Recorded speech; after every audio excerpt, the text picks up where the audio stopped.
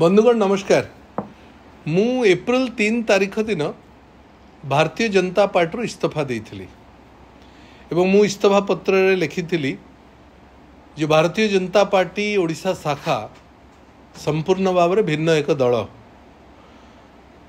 एवं जोटा party with difference बोली जोटा कह जाउथला एटा गोटे एणिक गोटे डिफरेंट पार्टी हो जाइछि। से कथा जो कही आज ताहा सत्य प्रमाणित करदेला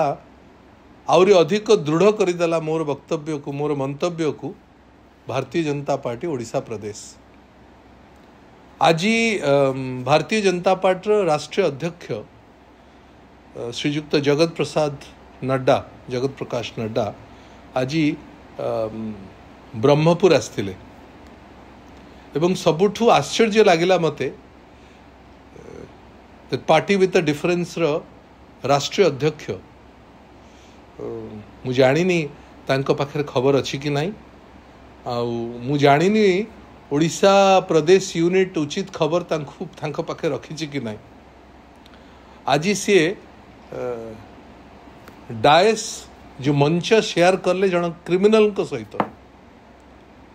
जहाँ ना रे राशि राशि केस अच्छी जी साधारण लोकंकर युवक मानकर पाई चाकरी करदे बोली पैसा नहीं जाइथिले निर्दिष्ट एक घरोई कंपनी रे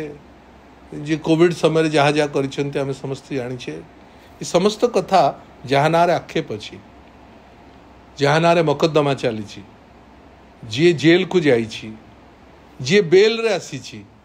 एवं जार जेल दिबा थय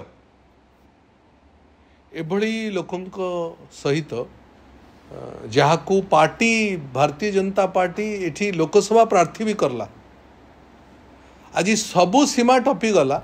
जेतबले भिन्न स्वादर दल पार्टी विथ डिफरेंस राष्ट्रीय अध्यक्ष सम्माननीय जेपी नड्डा को तांको सहित स्टेज मध्य शेयर करले। प्रथम तो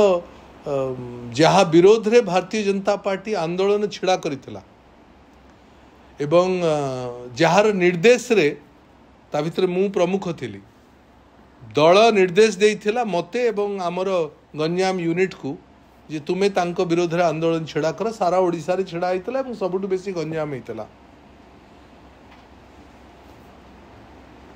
तांको दल प्रार्थी भी करदेला लोकसभा ग्रहण करला दल रे प्रार्थी भी करला एवं आज सबु सीमा टपी गला जे राष्ट्रीय अध्यक्ष पाखरे बसई भी देला। ये बड़ा आश्चर्य कथा एवं से दिन मु निराश होइथिली 3 तारीख दिन जेतबळे मु जो दिन घोषणा तांकर ना हैला से दिन मु निराश होइथिली एवं आज मते लगुच भारतीय जनता पार्टी से दिन ठू आज भितर आज सबू सीमा टपी गला परे भारतीय जनता पार्टी पूरा कैडर ओडिशार निश्चित भाव में निराश हो। मु तो व्यक्तिगत भाव में शह टेलीफोन पाई बंधु माने जो माने भारतीय जनता पार्टी अच्छा कैडर जो माने सहित लंबा समय 23 वर्ष काल काम करिवार सुजोग मिलता से माने सब फोन करुछंती एवं अत्यंत भाव में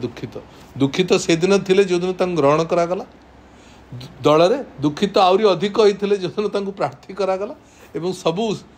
दुखर सीमा आज से मानकर टपी आइथिबो जेतबळे आज जेपी नड्डा सहित